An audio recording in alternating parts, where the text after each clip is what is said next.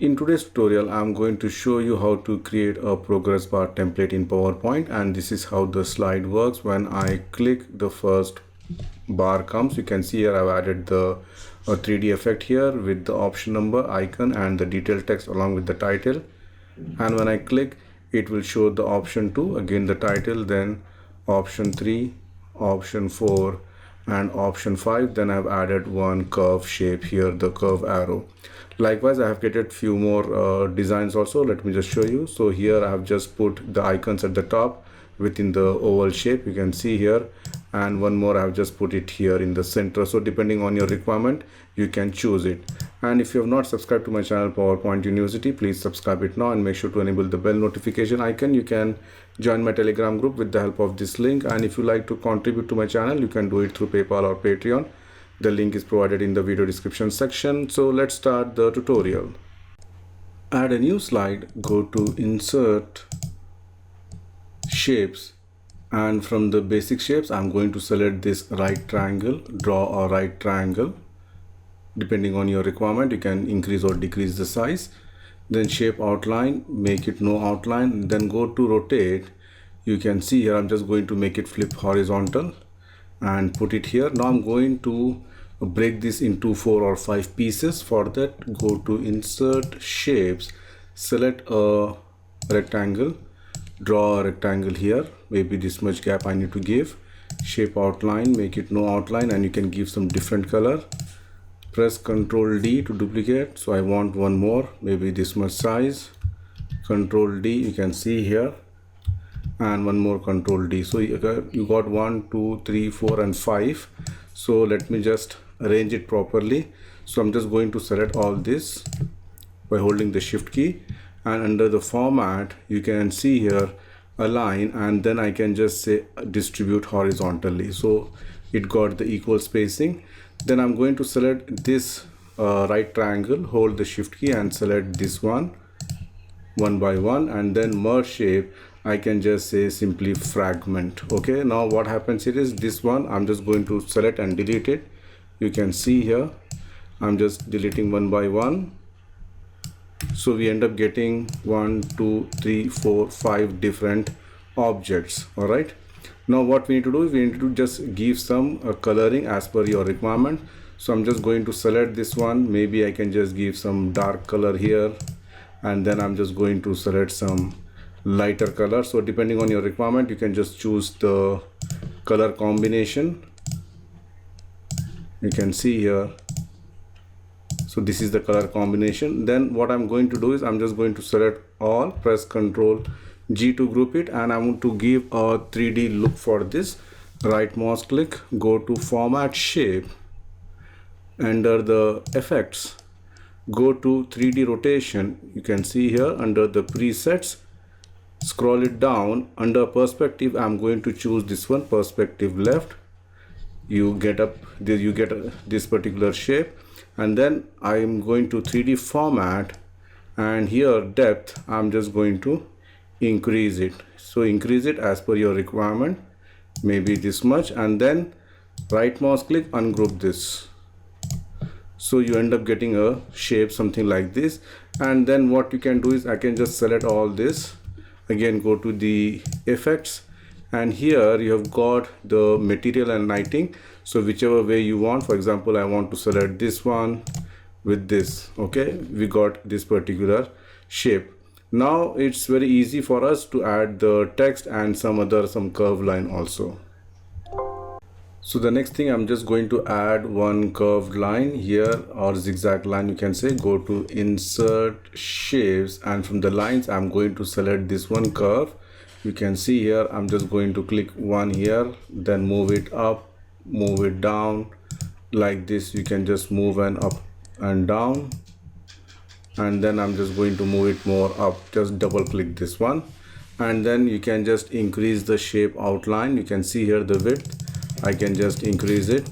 All right, and then what I'm going to do is I'm just going to the end arrow type. You can see here and I'm going to select this one, and end arrow size also I'm going to select this one. So we end up getting a shape something like this. And then I'm going to give a gradient fill of all these colors. So I'm just going to select the gradient fill.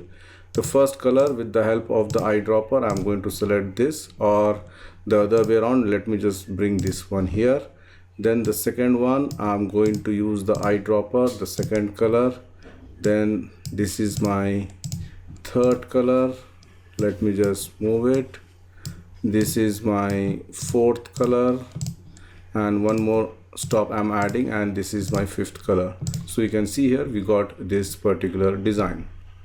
Now I'm going to add the options number. Go to insert text box. I'm just going to type 01 and give any font of your choice. Maybe I'm just going to give a Century Gothic. Let me just type again. If you want, make it bold, increase the size, right align, and put it here. And this one I'm just going to give a little bit 3D look. So go to the text options, we can see here. Then go to the text effects, and here go to the 3D rotation. I'm going to select this one. All right, and then make this as white. Press Ctrl D. So I'm just going to add one by one, and later on we can change the number. So this will be 2, this is 3, 4, and this is 5. And you can just select one by one, and you can give some shadow effect also if required. All right, now once this is done, what you can do is you can just give a good gradient color for the background. Let me just select the gradient fill, and last time we have used this one, that's what it's coming here. So let me just delete all the stops, and one stop I'm just going to make it some light color one side, and here I'm just going to make it somewhat dark color the other side. So depending on your requirement, you can increase or decrease the size. And then if you have the icons, if you're using the latest version of PowerPoint, you can use the icons and add the icons here, or simply you can just add the text and the title. So let me just go here to the text box, and I'm just going to say title. You can see here title 1. Again, I'm going to give Century Gothic, make it bold, reduce the size, go to insert text box, and you can add the detail text here. Again, you can make it somewhat gray color here, reduce the size, and I'm just going to put it here and bring this to this point. Then press Ctrl D. Just add for each point. You can see here again Ctrl D. So depending on your requirement, you can increase or decrease the text. Now if you want to give a little bit animation, you can do it. First of all, you need to just select this one, the number, and this one, and then just group it. Press Ctrl G. You can see here Ctrl G to group it. I'm just grouping one by one.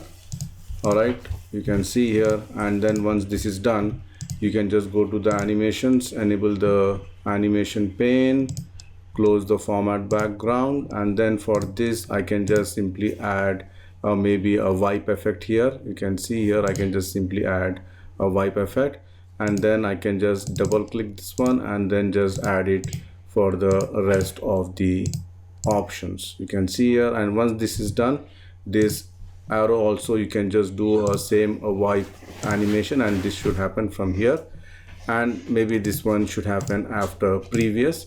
And here also you can just group it one by one.